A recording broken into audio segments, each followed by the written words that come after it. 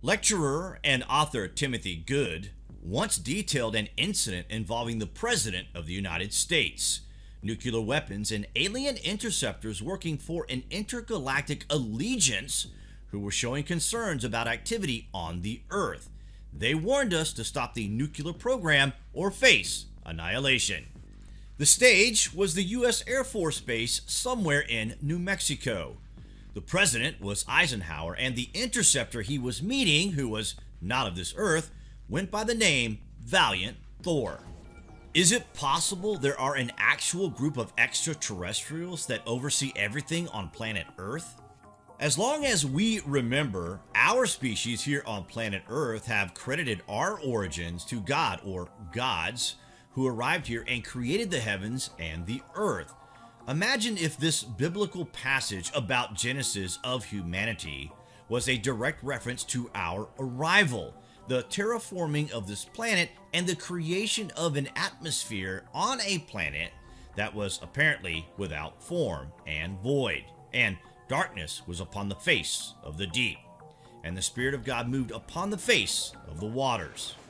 It isn't easy to set a meet with the most powerful man on earth, so how was this done in the 1950s by a guy who apparently came out of nowhere? Telepathy, it seems, was the chosen form of communication by a visitor who could access human thought on an individual level up to large groups, and alter thought structure that would otherwise be opposing decisions. Through this method, Thor stood out, and with his guidance, meeting the president on 3 occasions, he built up a trust that would help guide not only American thinking at a critical time in the arms race, but also spread an influence to the entire globe. There are now numerous former government employees from all over the world coming forward to tell their knowledge about aliens visiting the Earth. But is there any evidence to support these astounding claims? After World War II, we made key quantum leaps forward in technology. We suddenly got good at a lot of things like flying or making weapons that could split the atmosphere, creating ozone problems, and possibly even responsible for the South Atlantic anomaly, which is leaking radiation into the Earth from the Van Allen belt even to this day. Why was that? Why did we make quantum leaps in a short space of time? This was a critical time. Could it be that we uncovered ancient secrets that the German scientists had accumulated through the 1930s?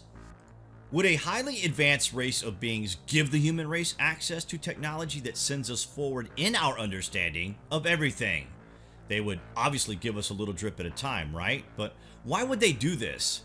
What are we to them? And could the gift of knowledge lead to misuse by the novice in charge of something brand new? We could misunderstand a technology that was ancient to the Earth, and an intervention may have occurred to not repeat an event already described in ancient Hindu scripture as already having happened on the Earth. Well, what if we were to tell you that this did actually happen, and the President of the United States wanted to tell the public that an outside force was engaging in human activities? Wait till you hear this. In 1957 in Virginia, an event took place that sounds like it's straight out of a science fiction book. A craft landed in a field, and a man who looked human in every way got out and asked 2 armed police officers to take him to their leader. He calmed the officers with a thought transference, and they drove him straight to Washington to rendezvous with the leader of the free world. This was the arrival of Valiant Thor.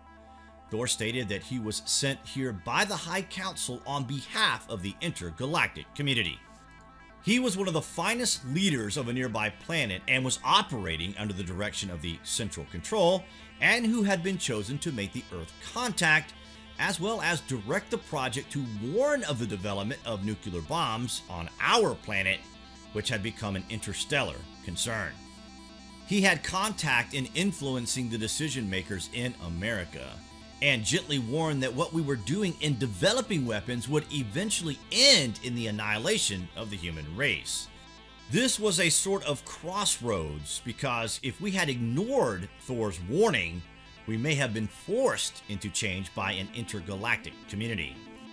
Photographs have surfaced of Thor meeting with top officials, and Dr. Frank Stranges, the author of Stranger at the Pentagon, was a federal marshal and chaplain who had top secret security clearance at the Pentagon. This account was backed up by Harley Byrd, the nephew of Admiral Richard E. Byrd, who worked for the Department of Defense from 1957 to 1963 and was assigned to Project Blue Book, investigating with a secret military program with a purpose of documenting visitors in the sky. Even members of President Eisenhower's family, including his great-granddaughter Laura Eisenhower, insist the story is true. The president was stopped in his tracks before he tried to announce the story to the United Nations. Can you imagine what the world would be like today if he had not been opposed? Eisenhower, who was president from 1953 to 1961, and is known to have had a strong belief in life on other planets, formed from ideas and encounters developed from the front line of the technological process. The former five-star general in the United States Army, who commanded the Allied forces in Europe during the Second World War, was also keen on pushing the U.S. space program. His meeting with Valiant Thor is said to have taken place while officials were told that he was on vacation in Palm Springs, California in February 1954.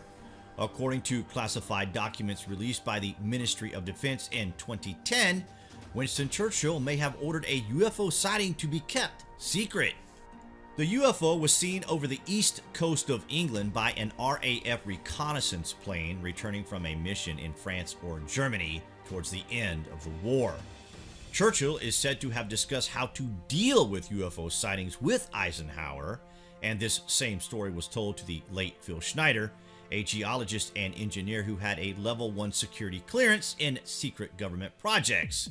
He helped build underground military bases and worked at the famed Area 51 base.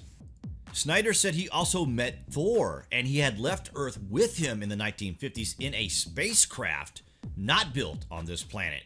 He spent 17 years working on government black projects.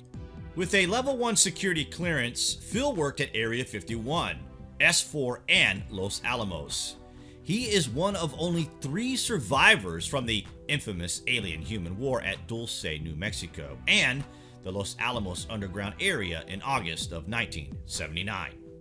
Over 60 government workers and agents were killed during these confrontations, and after 13 attempts on his life, Phil Snyder was found dead in his apartment on January 17, 1996.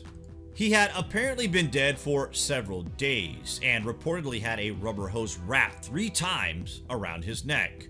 Officially, suicide is now stated as the cause of death, but the medical examiner took blood and urine samples at the autopsy, but refused to analyze them, saying that the Clackamas County Coroner's Office would not waste their money on a suicide.